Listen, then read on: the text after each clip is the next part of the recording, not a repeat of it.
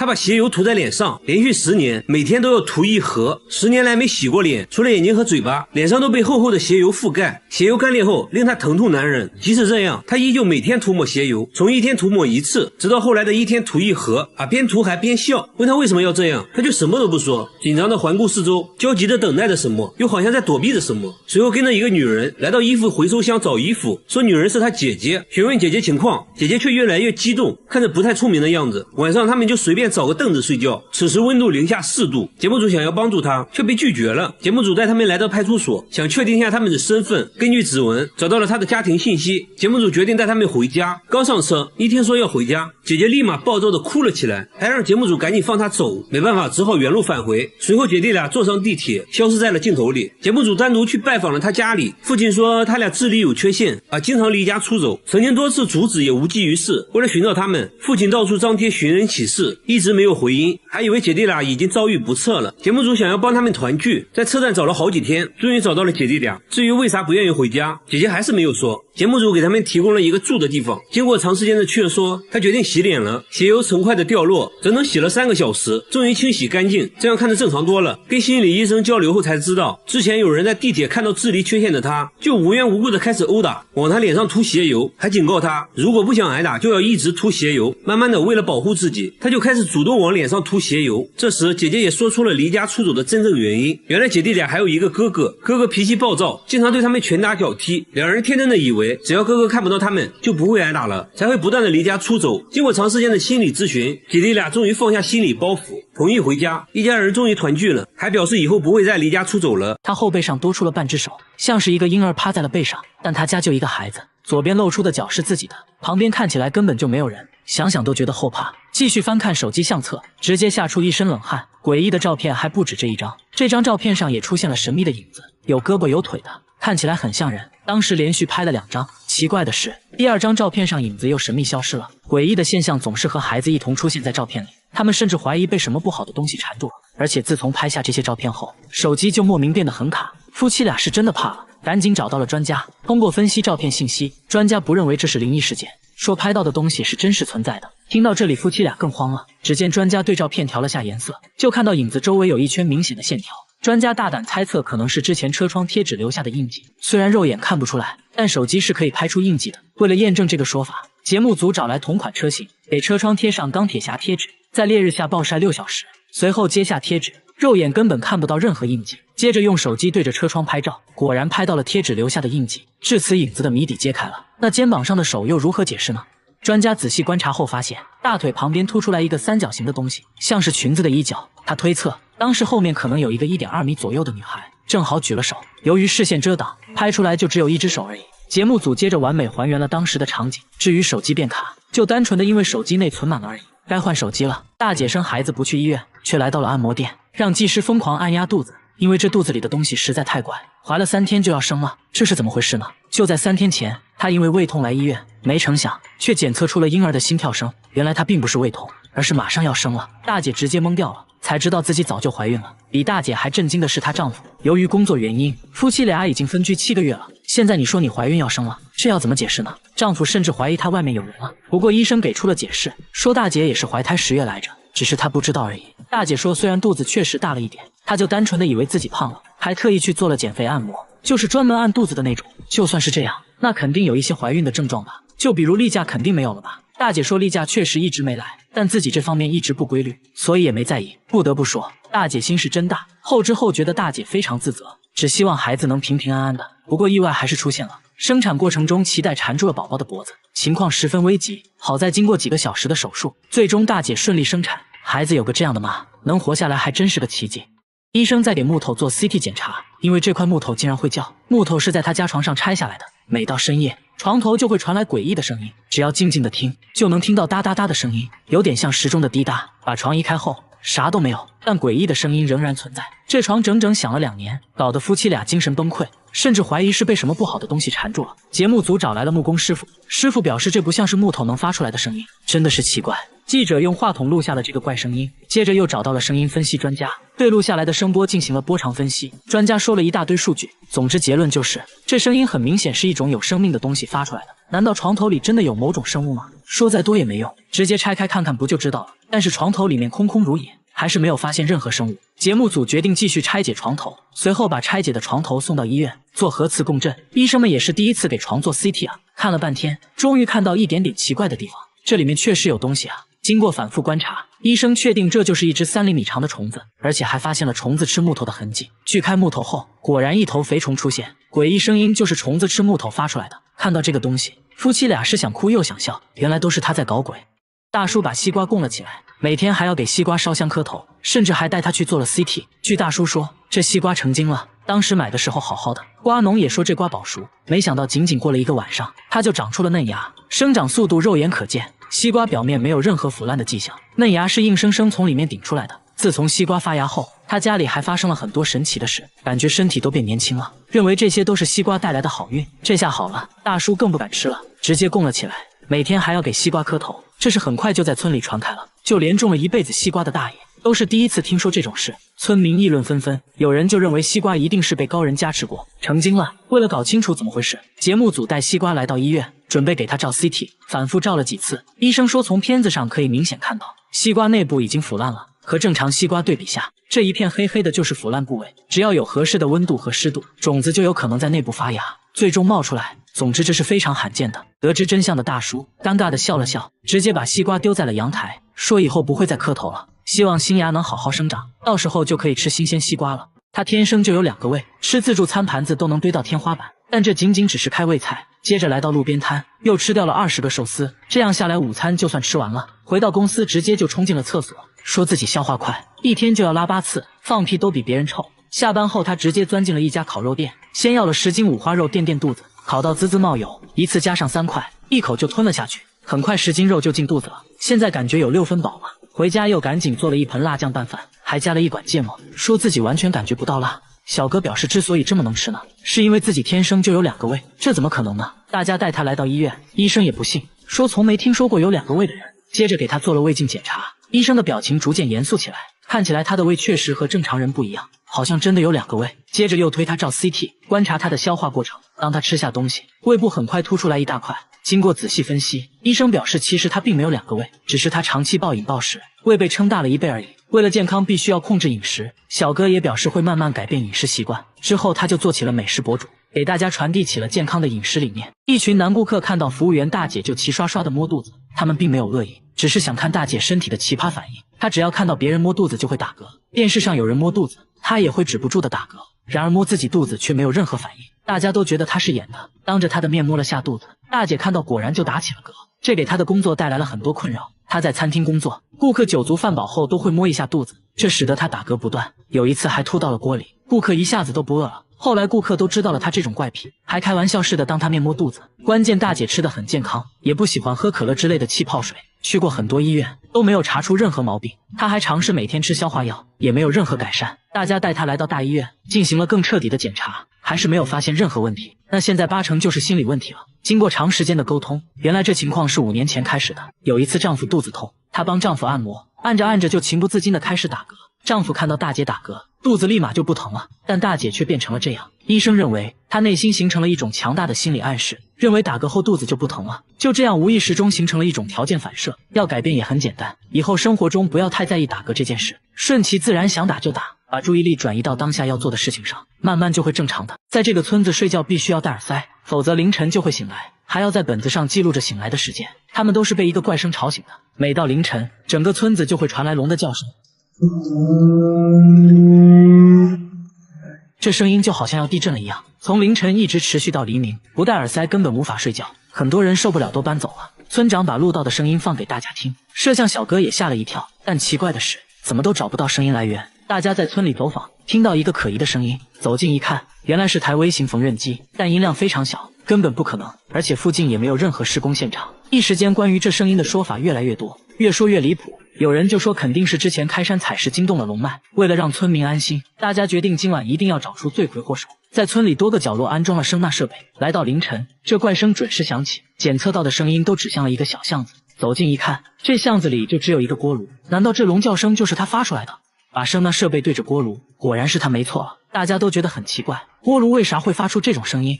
售后人员排查了半天，终于找到了问题所在，原来是里面一个电磁阀损坏了，滑动时就产生了这种不寻常的声音。维修好了锅炉，果然这天夜里怪声就消失了，村民终于可以丢掉耳塞睡个好觉了。这个尼姑在寺庙囤了10多箱洗衣液，却从不用来洗衣服。那这些洗衣液是用来干啥的呢？只见他念完经，接着就拿出了一瓶洗衣液，倒出来一点就往身上抹，外出散步的时候也要抹一抹，每天都要涂好几次，一天就能用掉3瓶。总之不允许身上有任何干燥的地方，甚至就连洗澡都是用洗衣液，先往盆里倒入满满1瓶，就这么洗了起来。洗衣液直接成了他的沐浴露，寺院里洗衣液随处可见。然而这些仅仅是1个月的量，1年时间内用掉了洗衣液，足够别人洗17年衣服。更奇葩的是，他洗衣服却从来不用洗衣液，说用洗衣液洗衣服就是浪费，怎么会有这么奇怪的想法呢？大家都很担心他，而他却说正是洗衣液救了他的命，这又是为啥？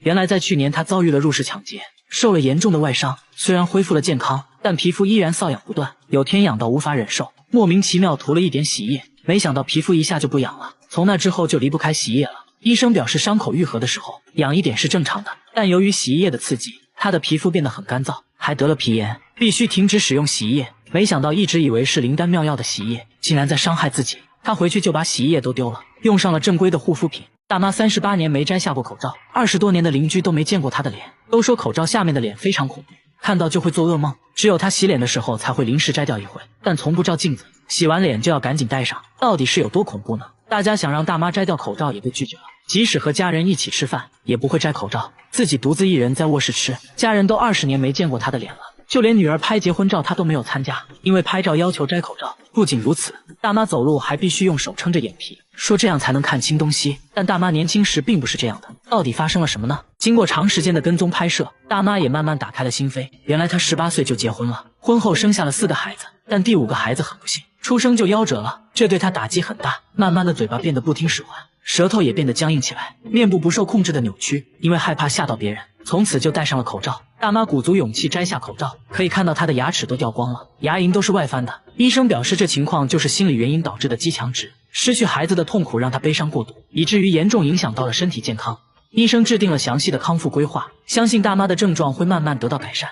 大妈每天来餐厅却从不吃饭，老板却开心的不得了，只因大妈有个绝活，一巴掌就能抓到25只苍蝇，据说没有一只苍蝇能活着逃出她的手掌心。家里的苍蝇见到她都吓尿了，只见她慢慢靠近，手掌微屈，突然发力，苍蝇就到手了。看着只是简单的挥挥手，摄像小哥觉得自己也可以，结果一只都没抓到。大妈看着小哥笨拙的手法微微一笑，说捉苍蝇其实很简单，首先要预判苍蝇的走位，苍蝇刚起飞的时候不太容易拐弯，手掌4指并拢，慢慢迎着它的头部靠过去，离苍蝇大概10公分时保持静止，等到它搓手的这一刻，迅速扫过去，就可以把它活捉了。抓到苍蝇后用力摇晃，等它迷迷糊糊了，猛地摔向地面，苍蝇就挂掉了。很快地上就收集了一堆。大妈处理苍蝇的方式也很简单粗暴，直接丢火里。家里时常会飘来一股鸡肉味，在大妈努力下，家里苍蝇日渐稀少。有时候实在手痒了，大妈还会免费给附近餐厅抓苍蝇，只要她出手绝对不会落空，引得餐厅老板连连喝彩。即使灭蝇气，也没有大妈徒手抓的多。不得不说，大妈的技能真的很实用啊。他给自家小香猪带上计步器，又装了个结实背带，准备给猪减肥。这只小香猪几个月就长到了180斤，2个男人都抱不起来，肚子都快碰到地板了，还长出了3下巴。本来是个迷你猪，结果现在一对比，主人变得很迷你。有次主人想要抱一下，就闪到了腰，实在没办法了，主人带他来到废品站，用这里的臂棒来称重，整整180斤。这还是迷你小香猪吗？不是说好的长不大吗？想到当时卖家承诺的假一赔10，主人联系卖家售后，卖家表示可以赔10倍。首先把货退回来，我们重新给你发10只小猪仔。主人一想，不对啊，我这不就成养猪的了吗？毕竟养了这么长时间，都有感情了。主人决定给他减肥，带上计步器，一块行走的五花肉上线了。刚走了2步，他就躺下了。本以为他至少能走30分钟，结果他要休息30分钟。看来运动不适合，只能让他少吃点了，用食物引诱他运动。结果主人却累瘦了。最后主人想到了一个绝招，给他制作了一个结实背带，前面吊上一根他最爱的胡萝卜。你别说，效果不错，他走路积极多了。几天后再次上称，减肥效果十分显著，整整减掉了半斤，而且很可能是上称前那坨便便的重量。用仪器一测，他的体脂率超过了85%。医生擦了擦口水，说这种猪吃起来很香，而不是这猪是很难减肥成功的。但主人并没有放弃，表示会一直陪他减肥，希望他能变回迷你猪。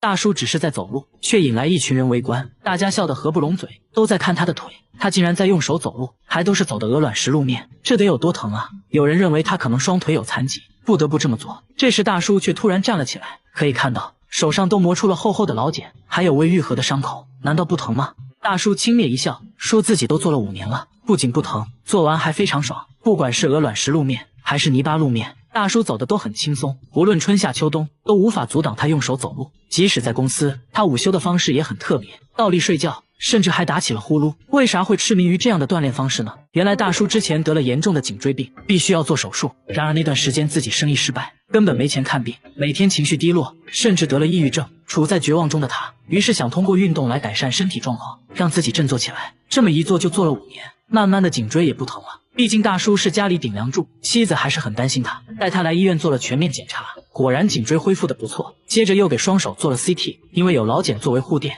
长期倒立对手部关节并没有什么损伤。医生表示倒立运动对他恢复还是很有利的，可以坚持锻炼。听到这话，大叔更开心了，出了大门就一路用手走回了家。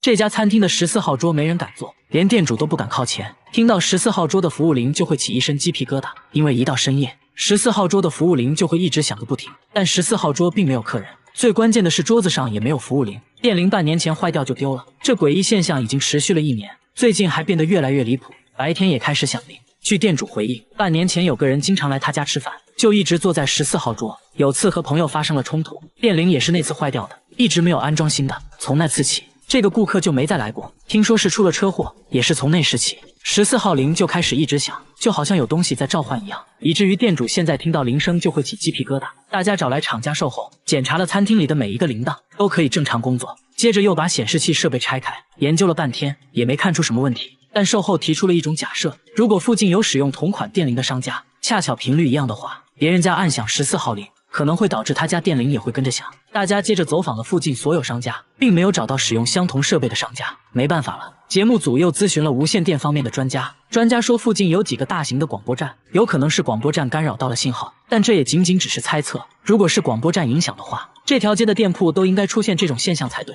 为什么偏偏只有他家受到了影响？诡异的铃声还在继续，直到最后也没能解开谜团。每次开车经过这个收费站，车在导航就会离奇失灵，触屏一点反应没有，但经过其他收费站却一切正常。大叔说回老家都是走这条高速，每次都会出现这种情况，持续了好几年，好像有什么东西试图阻止他上高速。而且据他了解，这个收费站之前就是一片墓地，现在越想越害怕。大家猜测可能是这个车型的设计缺陷，于是找来了同款车型测试，结果一切正常。大家又觉得可能是收费站的无线电信号干扰到了导航，随后用设备在附近一测，并没有发现任何无线电信号。经过了解，大叔每次过收费站后都是直接右转。专家决定这次在经过收费站后，选择执行看看有什么反应。没想到啊，执行后导航正常运行，没有出现失灵的情况。这时专家看着远处的指示牌，瞬间恍然大悟，直接让大叔升级导航系统。等系统更新完成，再次经过收费站，果然就正常了。专家这时也给出了解释，原来导航没升级之前只能识别25个字，然而要去的地方路标指示牌上超过了25个字，导致导航无法识别，崩溃了。用黄金来补牙是种怎样的体验？今天我们就来看看你用黄金补牙的过程。看到最后，我承认我羡慕了。现在就给你安排，等你躺平后，医生给你蒙上手术巾，开始操作。先用金刚石钻头去除腐质，腐质呢，也就是蛀牙上的黑色物质。为了将腐质去除干净，需要在几处做好标记，沿着标记保持垂直，一点点的去除腐质。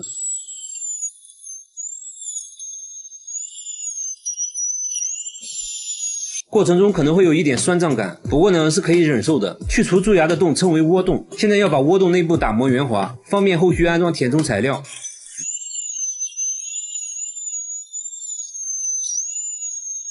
接着吹干窝洞内的水分，你这颗牙坏得很深，内部还有残留的腐质。医生换上小钻头继续去除，腐质已经靠近了牙神经，去除过程中要尽量小心。再次吹干牙齿内部，现在腐质已经清理完毕，接着就进入了修复环节，先涂抹上一层粘合剂。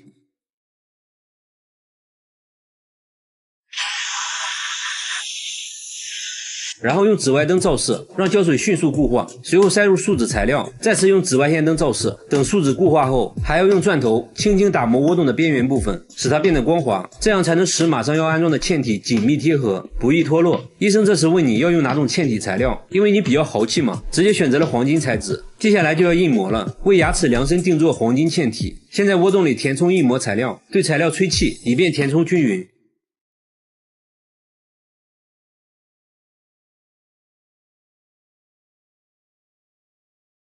用力按压后，等硬膜材料变硬，可以看到硬膜很精确。这时呢，就可以根据硬膜制作黄金嵌体。等嵌体制作完成后，医生会再次涂上粘合剂，接着呢，给你安装金灿灿的黄金嵌体。把多余的粘合剂擦干净，等它固化后，黄金嵌体就牢牢站在了你的牙齿上。这样呢，你又可以啃骨头了。好了，做完了，醒醒吧。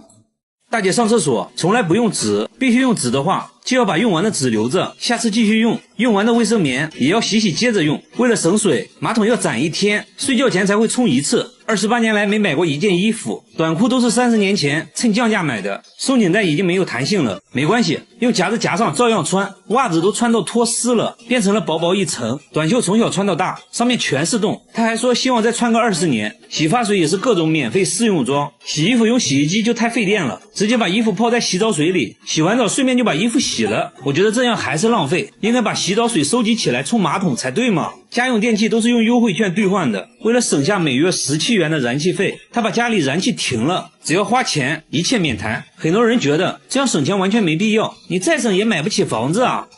人家买了市中心的房子，还还完了贷款，家具全是垃圾箱里捡的，别人丢的瑜伽垫被他捡来当床。然而像他这样节俭的人，却准备请朋友来家里做客，那自然要提前准备了。首先要打扮一下，剪个美美的发型，剪刀还是上学时室友不要的，听说有家店在清仓处理，他决定挥霍一次，看中了一件10块钱的衣服，还想让老板再打个5折，接着掏出了一堆硬币。老板说，我这都打5折了，要不送给你吧。那太好了，我先把钱收起来。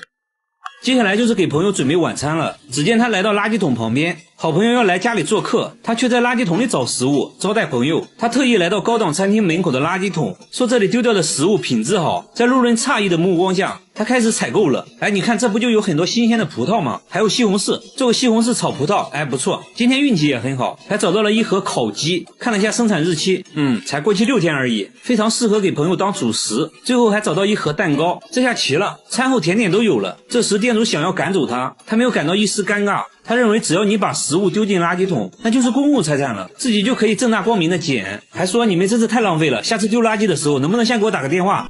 社交牛 C 症无疑了。他回家后一般都是拿出食物直接开灶，但这次是招待朋友，他决定包装下摆个盘啥的，于是把捡来的食物全部倒进锅里搅拌一下，一份大锅菜就做好了。还说希望朋友会喜欢他亲手捡来的食物，朋友如期而至。他先给朋友介绍了自己从垃圾桶捡来的家具，自豪地说自己从来没买过家具。朋友都听傻了，露出了一副没见过世面的样子。但更让他们傻眼的还在后面。晚餐时间到，大姐拿出了捡来的食物，好朋友来家里做客，他却把从垃圾桶捡来的食物端上了餐桌，朋友根本看不出来是什么食材，小心翼翼尝了一口，表情复杂，又尝了一口，直摇头。另一个朋友说，有那么夸张吗？一口下去一言难尽，问他食物从哪来的，大姐嘿嘿一笑，笑得朋友惊慌失措。不会吧，这也是捡的。朋友顿时肠胃翻滚，冲进了厕所。大姐贴心的说，马桶没冲过，味儿可能有点大。这样好了，朋友吐得更厉害了。这还没完，大姐还要请朋友吃餐后甜点。朋友发现蛋糕已经被人咬过了一口，很明显也是捡来的，碍于面子还是决定尝一尝。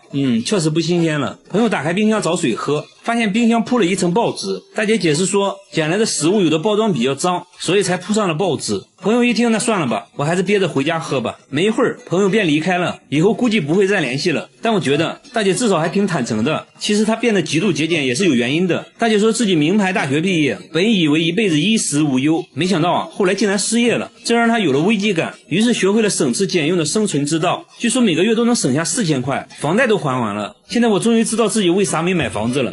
好了，我是岳飞，关注我，每天一个迷惑行为大赏。婴儿车被包了起来，里面时不时传来怪叫，没有人知道婴儿车里面是什么。大妈整天推着婴儿车流浪，晚上就睡在公共厕所，这样生活了10年。问他为啥不回家，他却说家里有个怪东西会隐身，就算在外面冻死也不敢回去。即使在外面，他依然觉得有什么东西在跟着自己，警惕地看着四周。白天他又毫无目的的流浪，拿出一盒猫罐头开始吃，还往婴儿车里放了一点，这才看清楚，原来婴儿车里面还有一只猫。经过一番沟通，大妈同意带我们去家。家里，他家门上安装了5把锁，里面还有一道防盗门，进来后要赶紧用一个柜子挡住，屋里窗帘紧闭，没有一丝光亮，并把所有家当都放在了衣橱里，甚至包括电饭煲。节目组安装了摄像机，想要拍到大妈说的那个怪东西，然而一夜过去并没有任何发现，却发现大妈行为举止很反常。只见她半夜好像听到了什么，惊慌的来回走动，还时不时跪在地上，嘴里一直念叨着什么。节目组很疑惑，大妈神秘的指了指天花板，说你难道听不到声音吗？那个怪东西就躲在天花板上呢。但工作人员并没有听到任何奇怪的声音。节目组觉得这一切都是大妈想象出来的，她到底发生了什么事？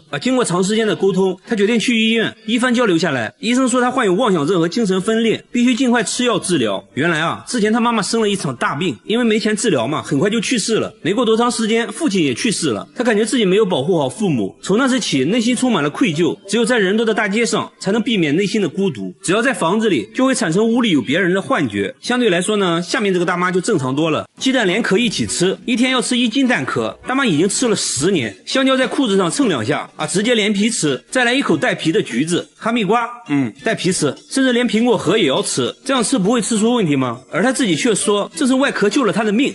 这又是为啥？他也不解释反而变本加厉，觉得果壳不过瘾了，直接吃起了生板栗，看样子味道也不错2口就能吃下1个。大妈的闺蜜都很担心她，叫她来吃饭改善一下。没想到大妈却把饭菜扔在一边，拿起蟹壳直接开灶。她边吃还边嫌弃，说螃蟹还是生的好吃。接着又把朋友吃剩的鱼骨头用菜叶包起来，几口就吃了下去。那她为啥要吃这些呢？真的是奇怪。到目前为止，带皮的水果没有什么是大妈不能吃的即使是榴莲它也是带皮这个没有。大妈说果皮才是好东西，有营养，而且自己很健康。接着她终于告诉大家吃这些的原因。原来当年她得了很严重的胃溃疡，有天痛到无法忍受，莫名其妙吃了带壳的鸡蛋，没想到喂了一下她就不疼了，从此就走上吃壳的道路。节目组也带她去检查了，胃病真的好了，身体啥毛病没有，但医生还是建议大妈少吃，不然很可能会损伤肠道。一定要吃的话，最好中午吃。和大妈一样，下面这个大爷也是狠人，他把洗洁精当沐浴露，白醋当洗面奶，食用油拿来护肤，还说比护肤品好用。13年来都是这样护肤的。护肤3部曲安排上，第一步往毛巾上挤入洗洁精，接着往全身涂抹，脸上也不能少拿水一冲，第一步完成。接着倒出白醋，均匀的涂抹在脸上，拍打促进吸收。最后一步往皮肤上涂抹食用油，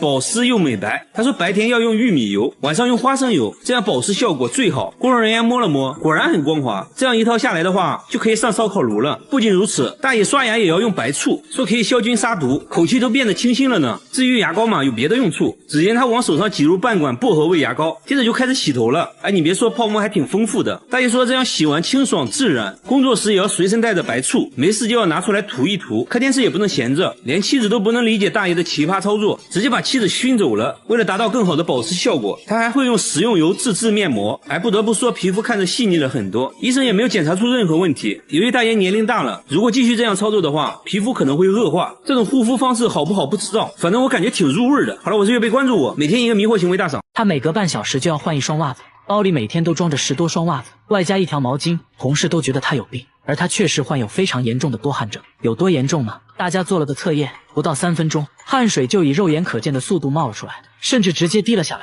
双手每时每刻都像刚洗完一样。这还不算什么，更让他尴尬的是腋下的汗珠多到能直接流出来。看恐怖片的时候，双手简直成了水龙头，被子一湿一大片。脚上的情况也同样严重，这给他的生活带来了极大困扰。每天出门包里必须要装10多双袜子，方便随时换一双。因为手滑，零食包装根本撕不开。想玩一会游戏，结果触屏就没反应了。下班回家呢，指纹锁却识别不出来，用过的键盘铺上纸巾，瞬间就浸湿了。鼠标也像刚洗完一样。写工作报告，汗水都会顺着笔尖滴下来。小姐姐表示，这些她都能接受，最让她难过的是别人的嘲笑。从小就被人叫做小师妹，她的梦想是当一名厨师，做日料、手握寿司之类的。因为多汗症，她不得不放弃了梦想。说着说着就哽咽了。小姐姐也去过很多家医院，都没有找到多汗症的确切原因。最后小姐姐也想开了，既然无法改变现状，那就接受它，接纳不完美的自己。最近还做起了直播，大方展示了自己的多汗症。我觉得小姐姐很值得我们学习，保持乐观的心态最重要。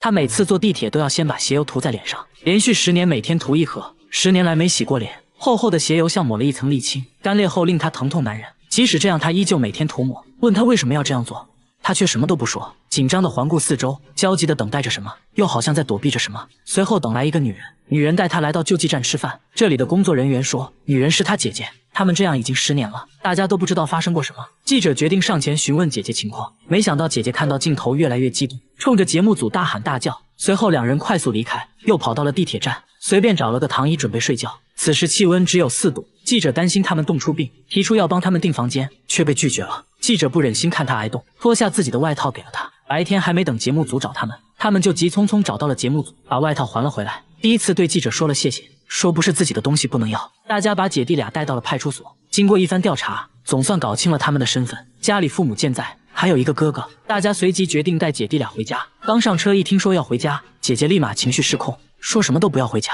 哭着求大家放她走。无奈之下，只能让他们离开。随后记者单独找到了他家，才看清这家的情况。父亲身体不好，母亲痴呆。父亲说这两姐弟从小就不正常，经常无缘无故的一起离家出走，曾经多次阻止也无济于事。为了寻找他们，父亲到处张贴寻人启事，一直没有回音，还以为姐弟俩已经遭遇不测，就连父亲也不知道他们为什么每次都要离家出走。大家在地铁站找了好几天，总算又找到了姐弟俩。至于为啥不愿意回家，姐姐还是没有说。为了拉近彼此距离，记者决定跟他们同吃同住。每次在救济站，弟弟还会主动帮记者打饭，慢慢对记者敞开了心扉。记者顺势提议给他们找个住的地方，姐弟俩也接受了。弟弟的皮肤状况非常严重，甚至已经引起了溃疡。记者建议他先把鞋油洗掉，他犹豫了好久，看起来有所顾忌。经过长时间的劝说，他终于决定洗掉。随着一点点揉搓，大块的鞋油开始脱落，还差点把下水道堵住。从卫生间出来，像是变了一个人，恢复了皮肤应有的光泽。隔天大家带姐弟俩去做了心理咨询，这才知道他为什么涂鞋油。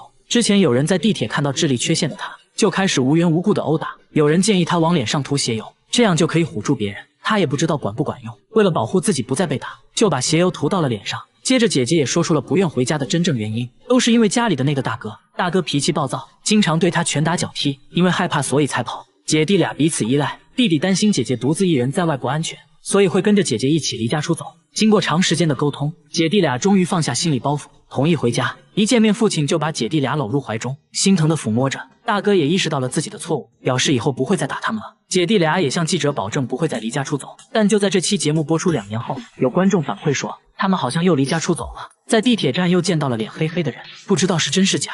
节目组决定回访，现在2023年，姐弟俩到底过得怎么样了？根据之前的地址来到他家，发现姐弟俩都胖了很多，脸上也干干净净的，精神面貌已远超过去，希望他们的生活永远充满希望。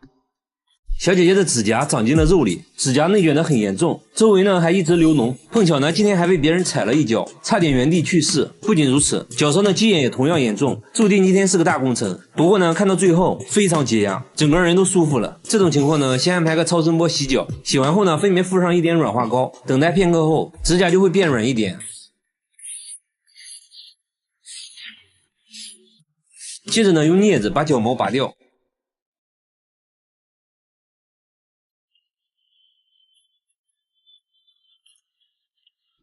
现在呢，开始用刀子一点点的刮掉鸡眼和老茧。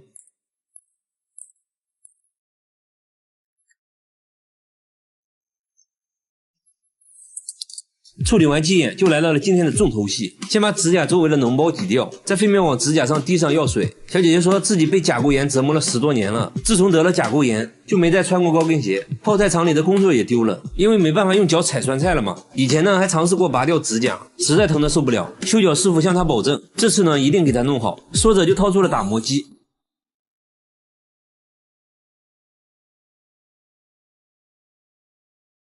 然后再把指甲内的污垢抠出来，那味道实在太下饭了。做完这些后呢，师傅拿出了剪刀，把嵌入皮肤的指甲通通剪掉。指甲已经和皮肤粘在了一起，看着就很疼。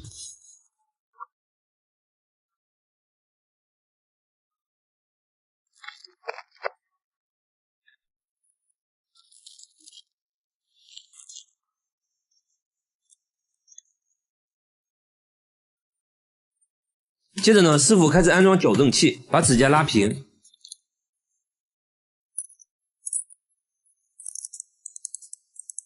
那么随着时间的推移，指甲呢就会慢慢长成正常的形态。依次把剩下的指甲处理完毕，涂上一些护理液，修脚就完成了。大家切记，脚趾甲两侧不能剪太短，一定要剪成平的，这样呢以后就不会出现甲沟炎了。他靠着文爸爸的臭袜子成功减肥，1年时间内竟然从160斤减到了98斤。他只要肚子饿了就去闻爸爸的臭袜子，还说刚脱下来冒着热气的袜子效果最好。之所以用这种奇葩的减肥方式，完全是因为那件事，直到最后瘦下来，我才知道她有多漂亮。她之前也是个苗条的女孩，22岁那年去海外留学，寄宿在当地的居民家里。这一家人呢都是重量级的，每顿都是大鱼大肉。她刚开始也很懵，因为本身不喜欢吃肉，但架不住主人的热情，就跟着吃了起来。加上听不懂英语，别人问她好不好吃，她只会说 yes。主人以为她很喜欢吃肉，之后呢更是顿顿大鱼大肉。仅仅过了3个月，体重就增加了30斤，渐渐的也习惯了这种饮食方式。吃饭时她最常说的就是再来一碗。她尤其喜欢吃奶油，无论是烤肉还是零食，她都喜欢蘸上满满的奶油。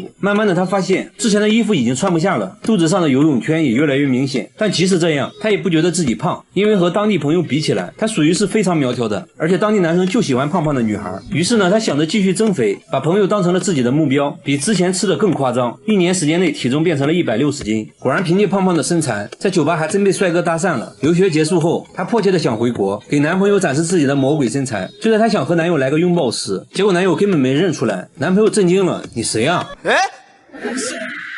隔天男友就提出了分手，理由呢也非常直接啊，你太胖了。他终于明白自己这不叫微胖，而就是胖，发誓要减肥。于是呢开始运动，接着控制饮食，坚持了没几天，实在饿得受不了了，就在放弃的边缘，突然传来了一股恶臭。抬头一看，就看到了爸爸的袜子。有这么臭吗？拿过来一闻，差点晕过去，瞬间就没了食欲，还不停的想吐。他突然灵光一现，通过闻臭袜子来控制食欲好像还不错。于是只要肚子饿了就去闻爸爸的臭袜子，刚脱下来的袜子效果最好，闻一下能顶一整天。再后来呢，他把臭袜子随身携带，父母吃饭他就闻臭袜子。就这样坚持用闻袜子的方式减肥，1年时间内他从160斤减到了98斤。之前的裤子穿在身上足足大了一大圈。但是大家不要模仿，这只是他个人的减肥方式，不一定正确，也并不适合所有人，搞不好还容易肺部感染脚气。减肥呢量力而行，健健康康最重要。仔细看，他家卧室的墙上居然会不停的出血，即使擦干后还是会有红色液体不停的渗出来，而且只有靠着床的这面墙会出现这种现象。把渗出部位打开后，可以看到红色液体是从墙体内部渗出来的，内部还填充了保温材料。主人说这种情况是2周前开始出现的。那天早上起来就发现墙壁出现一个硬币大小的红色斑点，他怀疑是身上的伤口印上去的，但是他根本就没有受伤，这就很奇怪了。他也没太在意，继续上班。下班后他发现红色斑点越来越多，用刀子把墙纸割开后，里面就开始渗出红色液体，这多少有点恐怖了，该不会里面有什么不干净的东西吧？随后节目组在渗漏处贴上纸巾，用摄像机全程记录，没一会儿干净的纸巾上就出现了红色液体，会不会有猫咪之类的卡在了里面？但主人说应该不会，墙里面没有任何空间，墙体厚度也就10多公分，为了保暖他们还填充了保温泡沫。更蹊跷的是，随着红色液体的出现，他父亲的身体变得很差，自己也发生了一些怪事。为了搞清楚怎么一回事，节目组找到了专业的装修师傅，师傅也觉得很奇怪，从来没见过这种情况，于是他决定上门一探究竟。一番检查下来，师傅决定揭开墙纸，瞬间一大片红色印记出现，这到底是什么东西？师傅看着红色液体陷入沉思，经过漫长的等待后，他终于讲话了。 벽에 코팅을 해주는 본드제 역할을 해주는 습기 차거나 시간이 오래될수록 색깔이 더 빨개져요. 至于墙壁里为什么会出现水分，是因为3个月前外墙被拆除了一层，无法阻挡冷空气，导致墙壁凝结了很多水珠。至此真相大白，一切都是虚惊一场。但是下面这家人的墙壁就多少有点诡异了。每到半夜12点，整个公寓的墙就会传来一种凄惨的哭声，但是墙壁看起来就是个正经墙壁。主人说，有声音的时候墙壁都会震动，并且整个房间都有回声。你可以想象一下，半夜12点，全方位立体环绕的哭泣声有多瘆人。主人说，声音是从3个月前开始的，每天晚上都会持续90分钟。随后播放了自己录到的声音。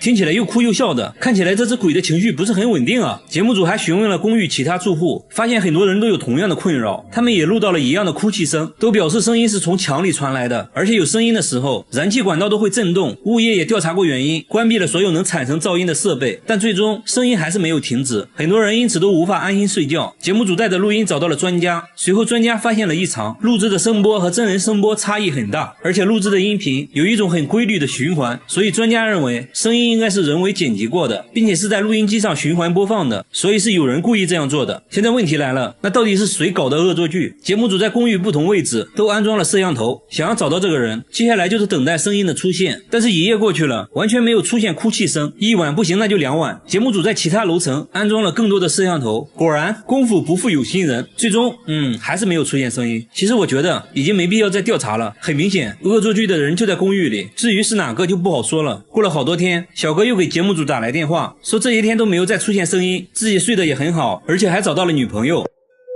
好的。同样遭遇灵异事件的还有下面这位大叔，他每次开车来到这个路口，后备箱就会不受控制的自动打开，就好像有什么东西要上车一样。这不，大哥拉着节目组刚来到这里，后面突然就传来声音，后备箱又自动打开了，即便手动关闭，他还是会当着大家的面自动打开，完全不给面子。但是除了这个路口以外，车子都是正常的，后备箱也不会自动打开，而且其他经过这个路口的车也没有发生这种情况，只有大哥的车会这样。即使在白天，只要经过这里，后备箱就会无缘无故的打开。大哥怀疑这个路口之前出过事故，有一些脏东西看上了自己的车，大哥越说越害怕，于是和节目组约定白天再研究。第二天，工作人员直接钻进了后备箱，拿着摄像机想要记录一下后备箱是如何自动打开的，一切准备就位。大哥开着车就来到这个路口，录像显示后备箱在没有任何外力的作用下又自动打开了，摄像小哥也没有发现任何异常。那现在只能使用排除法了，开车来到路边的汽修店，师傅仔细检查了后备箱的机械锁，也没有发现任何问题。那会不会是这个车型的设计缺陷呢？节目组又找来了同款车型，开车来到这个路口，一切正常，后备箱没有任何反应。没办法，最后节目组找到了 4S 店，师傅对车辆检查后发现车辆之前安装了后备箱遥控锁，问题可能就出在遥控锁上。师傅说，如果路口附近的设备频率和你遥控钥匙频率一样的话，等你开车经过就会出现后备箱被打开的情况。现在要做的就是找到附近具有相同频率的设备，随后发现相同频率的信号就是从路口的商店传出来的，而这个设备正是商店的感应门铃。节目组拿着设备想要测试一下，结果却并不能打开后备箱，原来只有相同的频率也不行，还需要频率的密码和车辆遥控器密码一样才可以。也就是说，这个路口肯定存在一个频率和密码都和车辆遥控器一样的设备，所以每次经过这里，后备箱就会自动被打开。至此真相大白，大哥决定更换遥控器密码，以后就可以安心的经过路口了。好了，我是月贝，关注我，每天一个迷惑行为大赏。然而下面这位小姐姐的情况和大妈完全相反，她10分钟就会出1斤汗，双手就好像刚洗完一样，腋下每时每刻都湿漉漉的，甚至会有汗珠从腋下流出来。节目组做了个测验，不到1分钟，汗水以肉眼可见的速度冒了出来，甚至直接滴了下来。看恐怖片的时候，那双手简直成了水龙头，被子都湿透了一大片啊，这就很夸张了。他不得不带着一块毛巾随时擦手，这给他的生活带来了很大困扰。想吃零食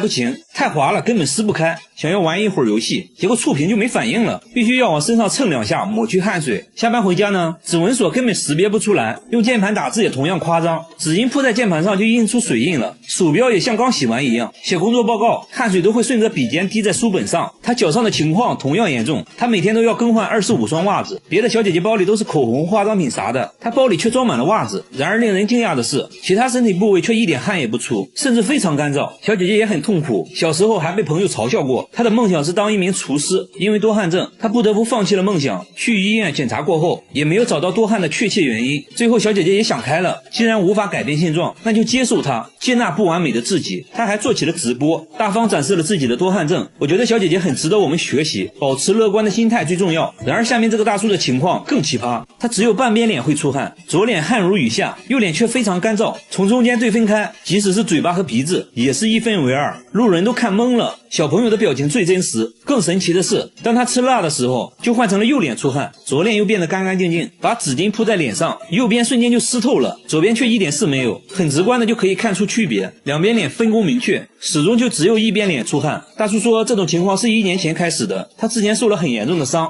下半身都瘫痪了，手术后虽然身体恢复了健康，但出现了现在这种情况，他怀疑是手术留下的后遗症，随后来到医院检查，医生说这其实不算后遗症了，是由于术后的脊椎在恢复，中途可能压迫到了汗腺神经，才出现了半边脸冒汗的现象。不过不用担心，等脊椎恢复正常后，汗腺就可以正常工作了，这种情况就会慢慢消失的。听到这些大叔就放心了，保持乐观的心态，等它自动恢复。但我有个快速恢复的方法，在很热的地方吃辣的，那不就两边都出汗了吗？对吧？嘿嘿，我真是个机智的少年。好了，我是月贝，关注我，每天一个迷惑行为大赏。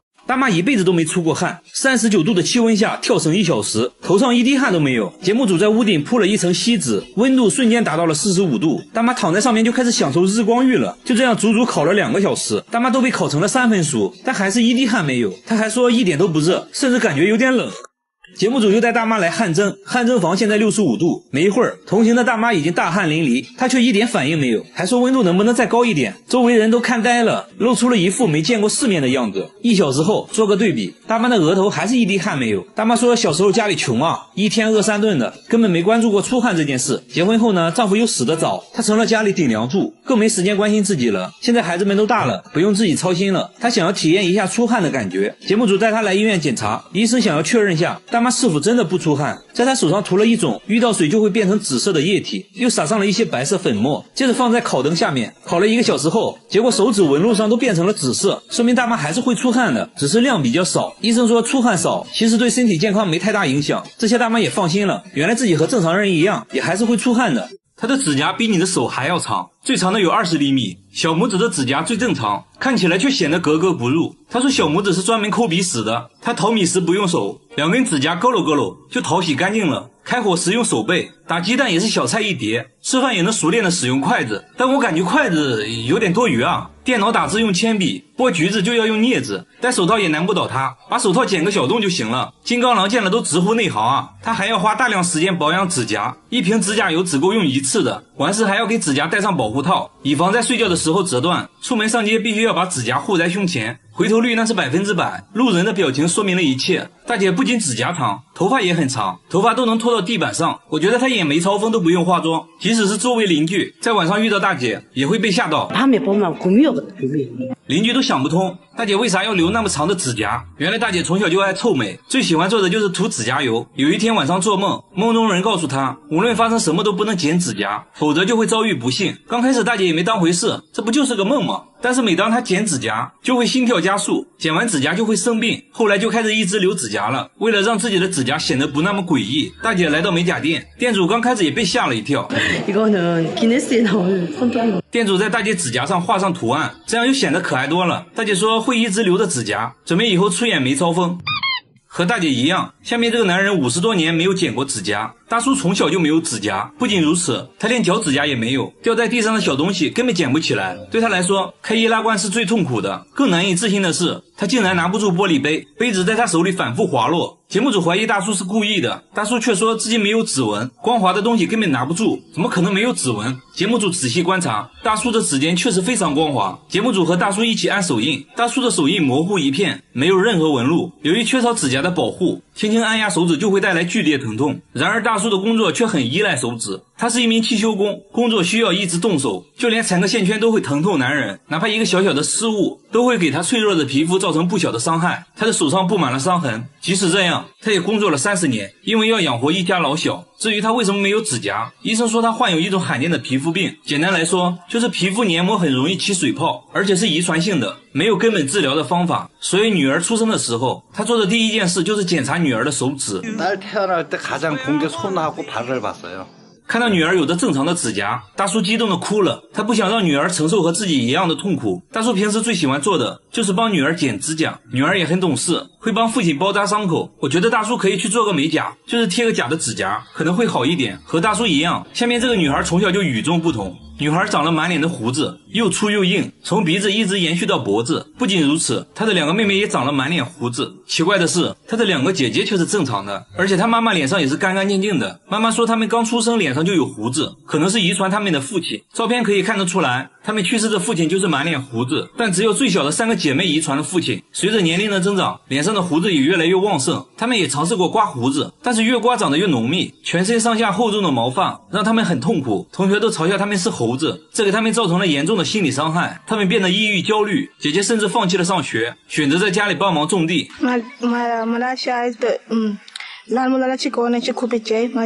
毛发摧毁了他的梦想，为了让2个还小的妹妹摆脱毛发的束缚，他带妹妹来到医院，医生拿放大镜仔细检查，说就算是遗传，这种情况也是非常罕见的，在学术界还没有和他们一样的案例。医生给他们做了激光脱毛，但很快胡子又长了出来。医生把毛发样品寄到了研究所，现在只能等待分析结果。虽然不确定有没有治疗方法，但只要有希望，等待的过程也是开心的。那最后就祝他们早日恢复正常，继续追逐梦想。好了，我是岳贝，关注我，每天一个迷惑行为大赏。这个车载导航太诡异了，主人每次导航回老家都会导航到坟墓，明明前面就到家了，导航却要求掉头。那行吧，节目组决定跟着导航看看究竟。前面已经没路了，他们步行来到导航目的地，结果目的地就是一个坟墓。那这是谁的坟墓呢？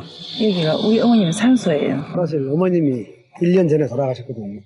집 주소를 이제 내비게이션에다 찍어놓으면 꼭 여기를 가르쳐줘요. 从地图上可以看得出来，坟墓和老家之间的距离很近。节目组猜测有可能是导航本身故障，才导致位置偏差。毕竟导航出错还是挺常见的。结果维修人员检查过后，都说没有任何问题。那现在只能使用排除法了。节目组又安装了同一款导航，让2台设备同时导航到老家。真的是奇怪，2台设备都导航到了坟墓，即使更换了不同品牌的导航，结果都一样。设备没问题的话，那有可能是信号问题。毕竟老家在山沟里，信号肯定不太好。专家也说，如果信号不好的话，最终的导航结果会有1公里左右的偏差。为了验证这个说法，节目组导航了村里其他地址，结果都准确无误的到达。现在唯一有可能的就是老家地址是错的，但身份证上面老家地址就是607啊，而且导航设置的目的地也是607。一时间，关于导航的谣言越来越多，村口情报站的大爷大妈也是议论纷纷，事情越来越灵异。毕竟是走进科学节目，肯定要搞清楚这到底怎么一回事。节目组咨询了村长，村长说他母亲坟墓所在的山头之前也是属于村里的，后来被划分出去了，那会不会是地址重新划分导致的？随后节目组来到测绘局咨询，电子地图上显示他家原来的地址编号607，现在被标注为坟墓所在的山头，而现在他家的地址标注的是757。至此真相大白，一切都是由于地址更新导致的，导航没有错，现在的607就是坟墓所在位置。我们再一次走进了科学。发生类似诡异事件的还有下面这个村，每到凌晨3点，整个村子就会传来类似电话拨号的声音。 조용한 새벽에서 그런 소리가 들리니까 귀신의 소리가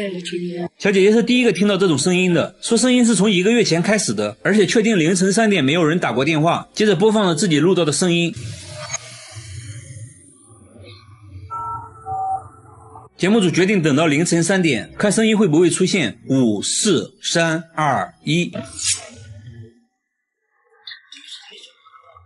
此时所有人的电话都已经关了，小姐姐认为声音是从外面传来的。隔天，节目组在可疑区域都安装了摄像机，又到了凌晨3点，声音准时传来，摄像机也没有任何发现。白天，节目组走访了附近的村庄，想要找到一些线索，然而附近村庄里的人都说没有听过这种声音，无功而返。节目组又回到小姐姐所在的村庄，村里的大喇叭引起了节目组的注意，村民说那喇叭很久没用了，电线都断了。随后在村里又看到了一个广播喇叭，村长说由于疫情原因，也已经很久没用了。但是除了这2个可疑的喇叭外，就没有其他能发出声音的设备了。节目组决定安装摄像机监控一下，每到凌晨3点，整个村子就会传来类似电话拨号的声音。又来到了凌晨3点，声音再次准时响起，但可以确定的是，声音就是从第2个广播喇叭里传来的。但此时并没有人进入广播站。第2天，村长带节目组来到广播站，村长说广播设备只有自己有钥匙，除了自己，其他人就算闯进广播站也无法使用广播设备。村长还展示了自己的广播记录，最近1个月都没有播过，这就很奇怪了。节目组拿着录音找到声音分析专家，专家说这确实和电话拨号的声音很像。专家结合电话按键时发出的不同声音，分析出了具体的按键号码，连起来的数字并不是电话号码，而且每个按键的间隔时间是一样的，正常人手动拨号是无法做到的。专家认为应该是广播设备自己发出的噪音。随后节目组联系到了广播设备的售后，经过长时间的排查，售后终于找到了问题所在。售后说设备每天都有一个固定的运行信号，可以理解为设备重启信号。这台广播设备的重启信号设置在了每天凌晨3点，这个一般是不会被广播出去的，但恰巧这台设备的放大器坏了，才导致这个微弱的信号被放大，并且广播了出去。一切都是虚惊一场，毕竟走进科学是不允许有灵异事件存在的。好了，我是岳贝，关注我，每天一个迷惑行为大赏。印度的卫生巾竟然是用香蕉树做的，据说防侧漏的效果非常好，一棵香蕉树就可以生产3000个卫生巾。看完只能说不愧为印度。香蕉树其实并不是树，属于一年生草本植物，每次采摘完就会把香蕉树砍掉，以促进新芽的生长，这样到了来年香蕉树又可以重新结果。但砍掉的香蕉树被随意丢弃在路边，造成了严重的环境问题。印度这家公司就想着如何变废为宝，经过不懈的研究，还真研究出来了，不仅可以把香蕉树做成卫生巾，还可以做成各种布料，甚至是糖果。下面来看看他们是如何把香蕉树变成卫生巾的。第一步，把树干切成2半，接着工人把树干一层层剥开，随后送入机器进行压榨，这样就留下了树干纤维。清洗干净后，挂起来晾干，等纤维干透，继续把纤维送进切割机，将它们切成更短的纤维。下一步就是将这些碎片通过特殊的工艺，就变成了类似棉花的东西，然后将这些纤维絮送进模具，从模具出来就成了卫生巾的吸水芯。一般情况下，卫生巾是由几层吸水芯组成，这样才能吸收更多液体，用起来也更加舒适。接下来工人给吸水芯加上底膜，这些底膜也是用植物纤维做出来的，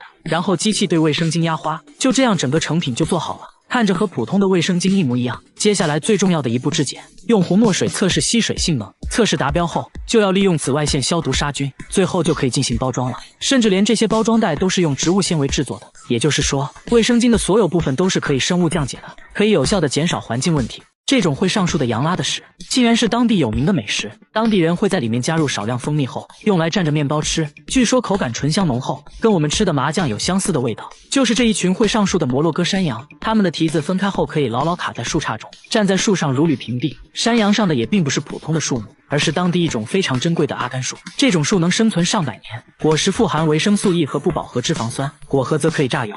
手动去皮的话比较费劲，所以山羊上树就扮演了一个去皮机的功能，不但能喂饱这些山羊，还能省下不少的工序。山羊无法消化果核，会随着粪便排出，果核经过山羊的消化后，会形成一种独特的风味，令当地人神魂颠倒。当地人收集这些粪便，在里面筛选出果核，经过手动清洗、低温烘烤，然后再将其用石磨碾碎，这样就生产出了阿甘油。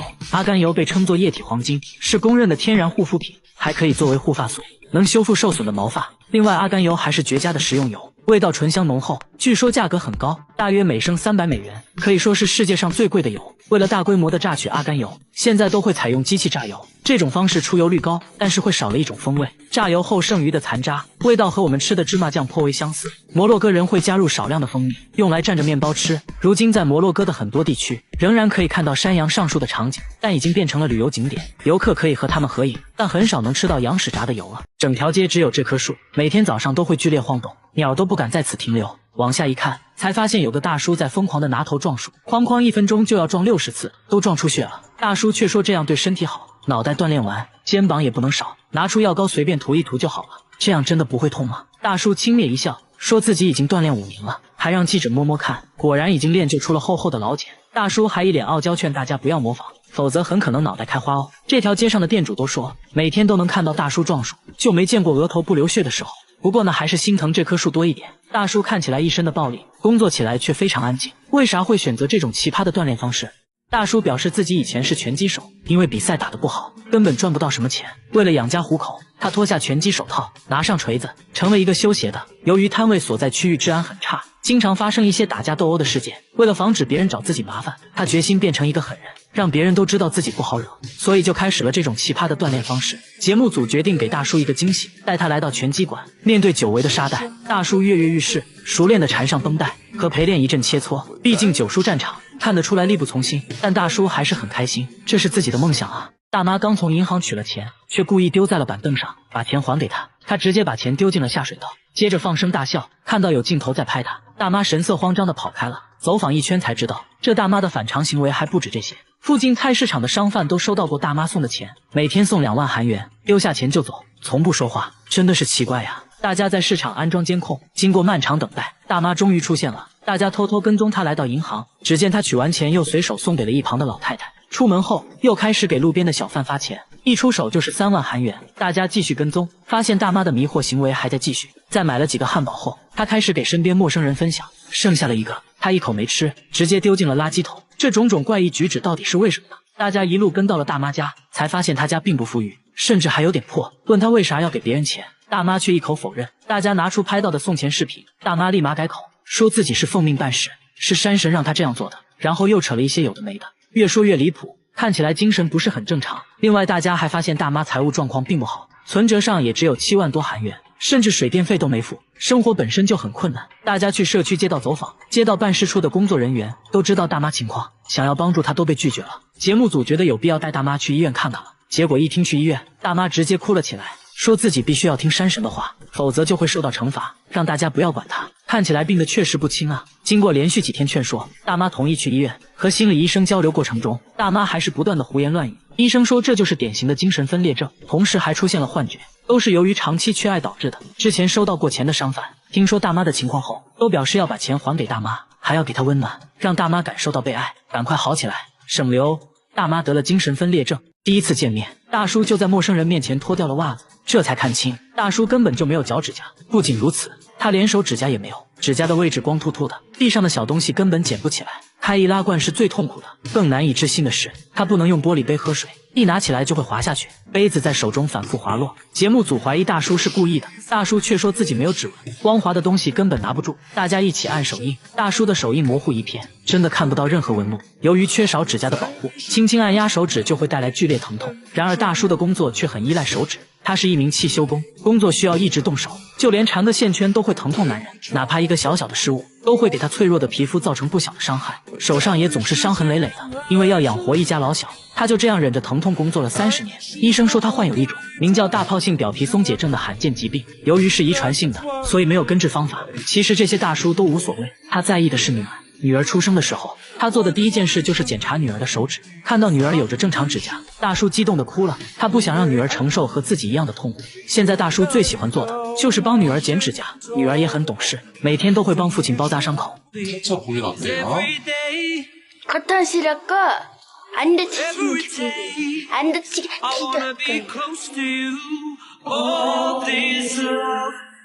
大妈只是穿了件红衣服，所有人都惊恐地看着她，全都是因为她的指甲。她的指甲比你的手还长，足足有12厘米，小拇指却显得格格不入。她说小拇指是专门用来抠鼻屎的。大妈不仅指甲长，头发也很长，甚至都能拖到地板上。即便是邻居在晚上遇到大妈，也会被吓到。大家都想不通，她为啥要留这么长的指甲？而且指甲还给她带来了诸多不便。洗头就只能用小拇指挠一挠，打字也只能借助铅笔，剥橘子要用镊子，甚至手套都要先开个洞才可以。她还要花大量时间保养指甲，一瓶指甲油只够用一次，完事还要给指甲戴上保护套，以防折断。出门都要把指甲护在胸前，指甲带来了诸多不便。但为啥要留呢？大妈说自己留指甲都是因为一个梦。原来大妈从小就喜欢打扮，有天她做了个梦，梦中人告诉她，无论发生什么都不能剪指甲和头发，否则就会遭遇不幸。刚开始大妈也没当回事，这不就是个梦吗？但说来也是奇怪，从这之后，每当剪指甲就会心跳加速，剪完指甲就真的会生病，也不知道因为什么原因。后来出于敬畏之心，就开始留指甲了。为了让指甲显得不那么诡异，